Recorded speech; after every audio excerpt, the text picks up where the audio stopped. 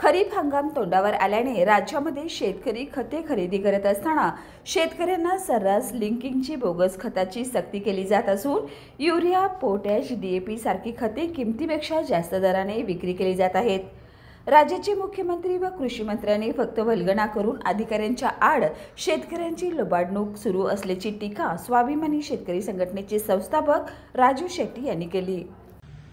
खरीप हंगाम तोंडावर आलेला आहे। शेतकऱ्यांना खताची आवश्यकता भासायला लागलेली आहे।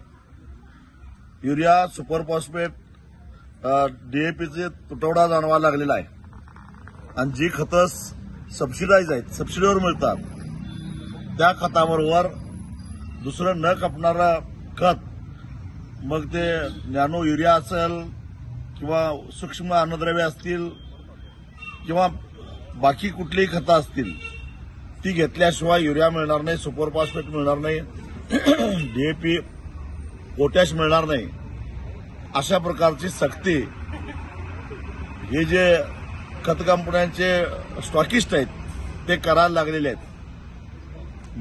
कृषी मंत्री, मुख्यमंत्री फक्त घोषणा करतात, प्रत्यक्षामध्ये तसं घडताना दिसत नाही। त्याचबरोबर अनेक ठिकाणी एमआरपीपेक्षा 50 रुपये जास्त पैसे घेऊन युरियाची विक्री व्हायला लागलेली आहे, हेही दिसून आलेलं आहे।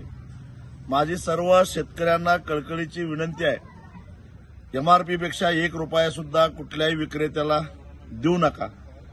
लिंकिंगची जर का सक्ती करण्याचा प्रयत्न केला, स्टॉक असून सुद्धा जर का खतं देण्यास नकार दिला, तर त्या विक्रेत्यांची नावं स्वाभिमानी शेतकरी संघटनेला कळवावीत।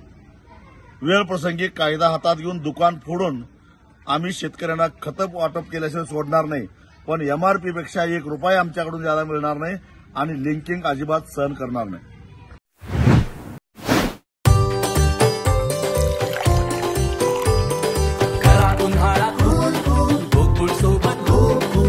गोकुळ सोबत गो कूल।